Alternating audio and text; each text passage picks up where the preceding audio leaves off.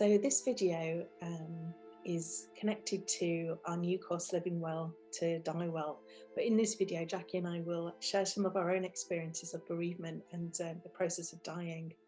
So my first experience of the process of dying was sitting by my granddad as he was dying in the hospital, with my grandma sat beside me. My grandma and granddad had been married for nearly 70 years at that point.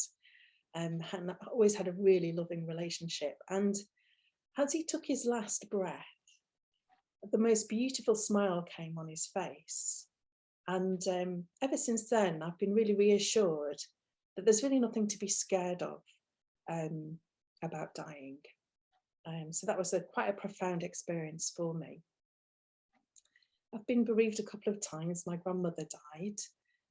But also my brother, my half-brother Mark, died in his early 20s, and quite different bereavements. But by that time, I'd been a practicing Buddhist for about 5 years. And so the Buddhist belief in reincarnation and the idea of doing Chen Reisi for 7 weeks while they were in the bardos, and then wishing them well as they moved into their next life, I found that really comforting and helpful. And with this course, I think the aspiration is to find, a more secular way of enabling a healthy process of grieving. My experience of bereavement in my life began as a child when I saw the passing of my grandparents.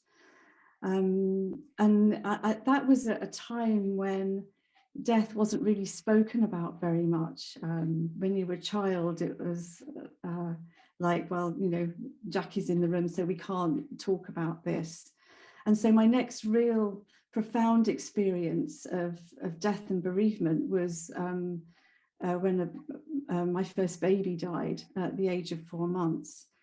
And obviously this had quite a profound effect on me, and the grief was immense. And I didn't have a mindfulness practice at that time, or a Buddhist practice. And so struggling through this bereavement process, when I reflect, I know that mindfulness and compassion would have helped me enormously if I'd had those tools at that time.